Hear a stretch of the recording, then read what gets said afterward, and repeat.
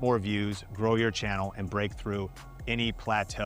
So I had done my best to ignore the ongoing legal battle between Drake and UMG for the last couple of months, at least when it comes to posting videos on the topic. I figured that my audience was a little bit fatigued, I thought the cow had long been milked, and I hadn't planned on speaking on it again until an actual verdict was made, which obviously could have taken years. But recently Christmas came early for the boy,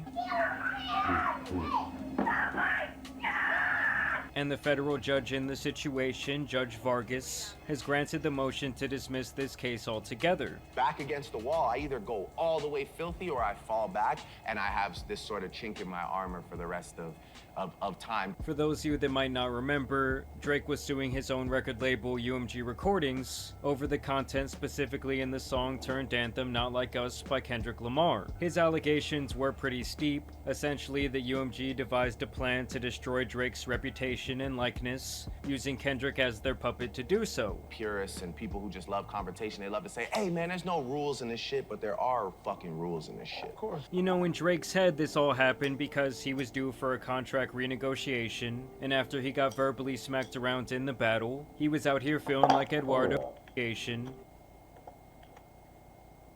You know, in Drake's head, this all happened because he was due for a contract renegotiation. Is this a real picture?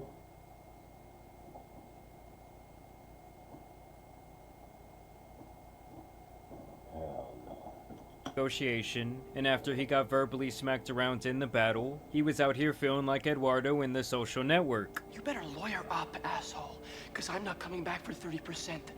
I'm coming back for everything. Now, the obvious logical fallacy here was that Drake himself willingly engaged in and even encouraged this battle to happen. For over the last decade, both he and Kendrick fanned the flames of their feud through countless subliminal shots at each other. No, like after Kendrick's thing, you wouldn't. I noticed you didn't really get into that too much. So I just I don't know. It just wasn't real to me. It's like, was that real or was that just like for the people? You know what I mean? I think it's a sparring kind of sport. Yeah, but at the same time, it's like, you know, then let it be real. Then you. But you seem just now a little irritated by it. No. Really? Like I don't know if it was worth it, you know, because there's a lot of people that were mentioned that I feel like can't really go back and fuck with that guy after that, you know what I'm saying? And nothing been the same since they dropped Control and tucked the sense of the rapper back in his pajama clothes. In my mind, hip-hop is a sport, and fans like me love this type of back and forth. Now, to be fair to Drake, it did seem like he wanted to bury the hatchet with a collab song with him, J. Cole, and Kendrick. Almost like, oh, the power of friendship wins type of vibe. Now, obviously, in the end, Kendrick would deny the feature request, and J. Cole and Drake would take shots at him on the eventual song First Person. Deny the feature request. Am I tripping? Oh, alright, this is fake. I mean, this is too... It's a camera effect. I was about to say, because why does he have a tooth in the middle? Like, ain't these two supposed to be the front? But it seemed like these three are the front. But I could tell because of this. I was about to say... And J. Cole and Drake would take shots at him on the eventual song First Person Shooter. And obviously in turn Kendrick said fuck that on the Like That record. We're not friends, and as a matter of fact we have some serious shit to address. And PS to my good friend J. Cole, you can also get it too, I'm literally just handing it out. So Cole eventually bows out, Drake ends up taking the bait, and the rest is really hip hop history. This machine could change t-shirt printing forever. I printed this t-shirt with the back. I'm not gonna lie, that shit was some good exercise. Like, it's good to get out, get the pen working. You can't even walk outside, because anytime we're at a party, someone's gonna play a song that's about you being a pedophile, and we're gonna sing along to it.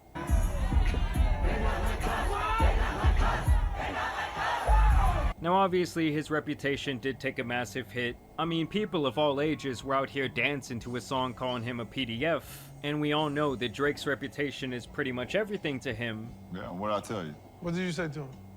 You said that I can never let you down. And after being embarrassed for the last year, whether it be at the Grammys or the Super Bowl, where all of his peers were there to point and laugh at the show, I'm sure that all really made his blood boil, and so he in turn pulled the biggest Karen move in hip-hop history. Drake filed a lawsuit for defamation against Universal Music Group. And I think it made the whole Not Like Us discourse linger much longer by filing this suit. He says the UMG planned and illegally promoted this diss record to destroy his reputation, claiming they used bots and radio payola to shoot this song up the charts and make it more popular than it already would have been. He also claimed that this record was defamatory in nature and that it could potentially cause him physical harm. Keep in mind that's after years of him acting like some sort of mob boss. And he even went as far as to claim that UMG should not have distributed Not Like Us in the first place, which is awfully ironic considering he championed a petition just a couple of years ago to not allow lyrics to be used in court. And let's be honest, the guy has dissed dozens of rappers and other entities throughout the course of his career, obviously posting those songs on the very same platforms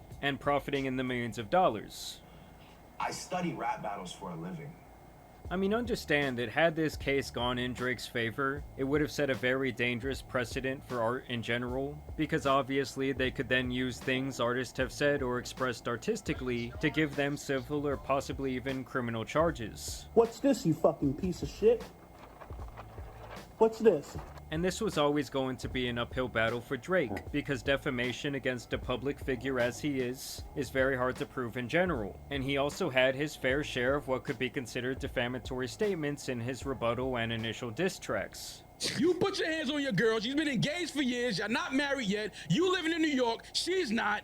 I mean, even in the ruling, the judge notes the fact that he accused Kendrick of abusing his wife, while also accusing his wife Whitney of having an affair with his best friend Dave Free, resulting in an illegitimate child between the two. The judge also agrees with the opinion that a reasonable-minded listener could recognize the idea that diss tracks are heated in nature and present a great deal of hyperbolic rhetoric, meaning to the average person it is likely understood that Drake was not a legitimate PDF file. Like, no one really thought he was out here doing some Epstein Trump level shit, but it was simply a jab at his questionable relationship with several minors over the course of his career. I met Drake in an Australian hotel. I was touring and he was touring too, and honestly his managers just came up to my dad and said, "Drake loves the show, come to his show tonight." And I was like, "Are you joking me?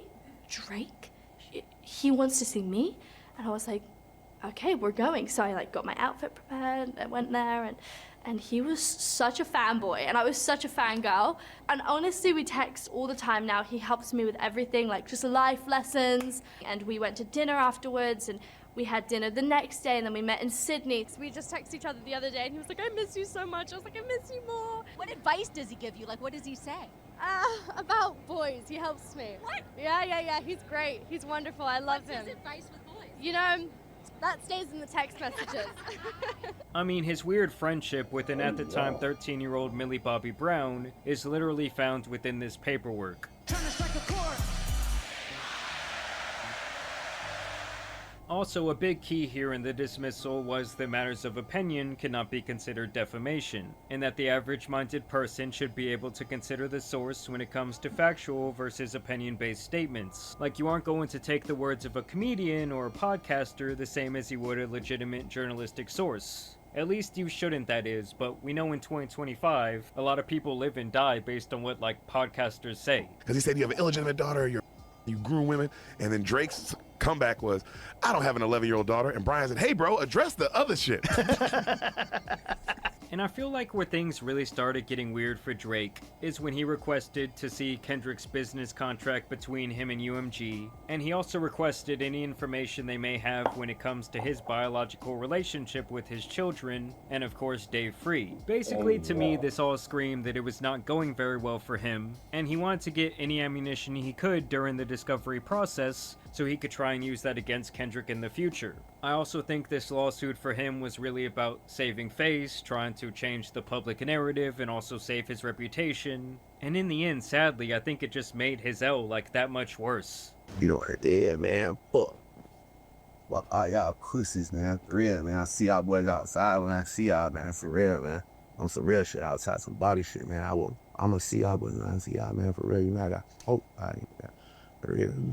Embarrassing. Like, even over the course of the last couple of months, he has been rolling out his latest album, Iceman, through these live stream multi-hour episodes. And during these live streams, he was still alluding to the battle, basically saying that it was rigged from the start, and taking subliminal shots at both Kendrick and UMG, calling him their Pinocchio, that they puppeteered to destroy his reputation, but always acting like he was one step ahead with some sort of quote-unquote big bomb. This is legitimately a RICO money laundering situation between the 3 major labels and the biggest radio conglomerate in the world. Do you understand the red button a little more now?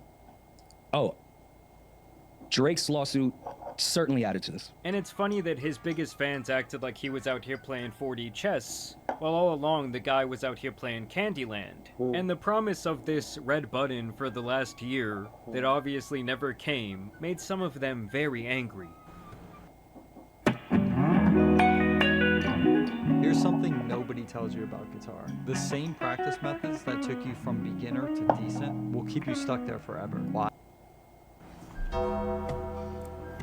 Biggest waste of my fucking time of all time. The biggest waste of my god. I can't fake it. I can't fake it. That was ass. Is that actually it? That can't be it. Please don't tell me that was it, bro. No button pressed. No button. Nah, that was like very, very disappointing. Like, I was actually told that this was gonna be a red button, so either someone's fucking with me, but either way, at the end of the day, I'm never putting anything else out again. That's disappointing, man. All that build up for nothing? It was honestly hilarious to witness as this lawsuit had become some of his fans' sole focus in life, really dedicating all their time to pushing propaganda around it. It seemed like they were very much convinced that Drake would prevail and either own UMG, or in some cases they thought he would cash out in the billions of dollars. I think Drake is gonna ask for something that no artist has ever asked for or received, and it's gonna be very interesting to see if he receives that. As far as money? As far as compensation for damages. On the lawsuit side? Absolutely. We talking upwards of $2 billion. $2 billion? Absolutely. And while his fans were convinced by his lame subliminal shots, I feel like anyone with an actual brain knew that Drake was kind of dining on a nothing burger. I mean, the guy was citing his own fans' tweets as evidence in court, using DJ Academic's livestream clips as factual information to support his botting claims. So I was promised payments after, but up front I was promised $5K. Okay. They told me it was for a big artist, promised $5K up front, and then I was also promised after the song performed, I was also going to receive, you know, a little percentage of the song, so points on the song. This was something that the judge also noted in her ruling, and this whole thing was really a joke from the start for the same reasons I said when he first filed. Drake in his own diss tracks told Kendrick to say that he had weird shit going on with young girls, that this Epstein angle was what he expected all along. The judge also noted this fact multiple times. She also says that Drake basically thinks that everyone should merely ignore every other diss released during this beef, all because Not Like Us ended up becoming the massive hit. This was a notion that she dismissed totally. The fact that Drake is biracial. So I'm looking at it from a black and white perspective, okay? His daddy's side engaged in a rap battle. His daddy said, go out there and fight, go out there and fight. And then when Kendrick busted his ass, his mama's side said, oh no, Aubrey, we going to the police. Okay. And I guess I just have a hard time wrapping my mind around how anyone thought he was going to take a W here. Like, logically, he had no legal or moral ground to stand on. Like, it's not even about liking or not liking him at this point, it was just downright dumb. I mean, I totally get that he probably thought that UMG was like diminishing his future value in his future catalog, but at this point, let's be honest, the guy is almost 40 years old, still cosplaying as a mob boss, still cosplaying as this lover boy. And obviously his better years are behind him. It would be like LeBron expecting a 10-year super maxed out contract this season. Like, yes, at one point he could have and did demand whatever he wanted, but that is not the current state. I mean, since the beef alone, Drake has dropped at least like 30 to 40 songs, and absolutely none of them have had staying power outside of one song called Nokia, which by his very high standards of the past was a small blip compared to his former hits. Like, this thing never even went #1. And before the beef even happened, UMG probably considered all of these things, and they looked at his demands for hundreds of millions of dollars and laughed in his face. because they already own the bulk of his stronger catalog. I believe up until 2018, they own everything, which in my opinion is a majority of the songs that will stand the test of time. Like, I don't think they even really cared to own that new shit enough to like max him out. I honestly think that's why he's so dedicated to this like gambling, streaming arc and attaching himself to all these different people, because he still needs the payroll to live his insane lifestyle. Wait, what time? Wait, where are you right now? I want to introduce you to this platform called SimilarWeb. They've kindly sponsored this video. It allows me to steal my competitors' data, website traffic, keywords, and anything I need to make sure that I can... I'm outside, Daddy.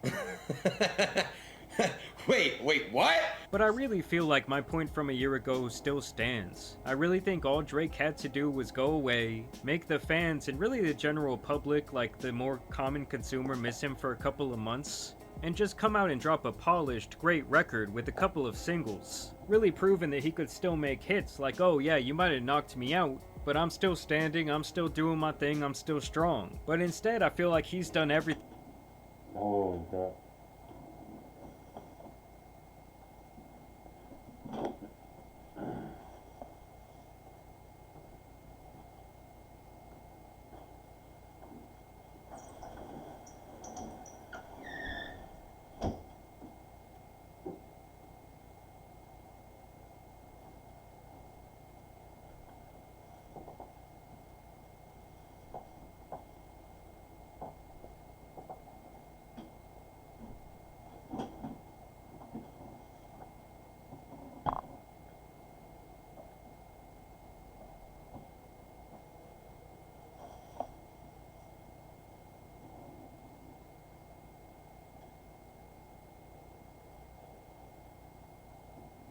to be in everyone's face. If you had a superhero name, what would it be?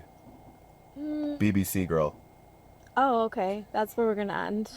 He comes off as an extremely sore loser. He's out here trying to change the narrative every day, and in turn, he's really continued the not like us narrative past when most people would even truly care anymore. It's like if you got your ass beat in front of everyone, and you keep coming back to school day after day claiming that it never happened, that you would have won if you didn't slip at the wrong moment and get caught with that right hook. And now, honestly, who even knows where this Iceman album rollout will go, because it has been so predicated on the idea that he is set for a big win against UMG, as if he represents and will expose the truth amongst a bunch of lies. And now that his entire case has been thrown out, I feel like it once again just makes the whole thing look pointless, like his fans are still waiting for this red button that is never going to come. I mean, I really just think it was the ultimate Karen move to do this lawsuit. I did kind of see it as an attack on artistic expression, that's why I was never really with it. And now I think he will just have this strange relationship with UMG, who obviously holds all the cards at this point, and was ironically boosting the shit out of his music for the last 15 years. Drake has a rich baby daddy named Lucien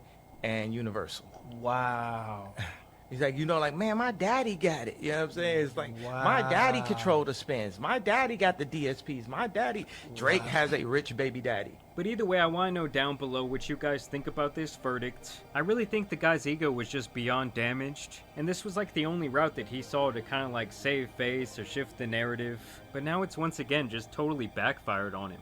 Either way, I want to thank you guys for watching today's video, dropping a like and subscribing. But as you guys know, it's been your boy the Tan Superman, and some other failing lawsuits out here need to be covered, so I'm out. Peace. How crazy is this beef? It never ends. Well, this beef is going on forever. Beef with the wrong. Yeah, that's the wrong guy. We have got to the point where literally anybody can build a fully working app without knowing how to code. This is Base 44.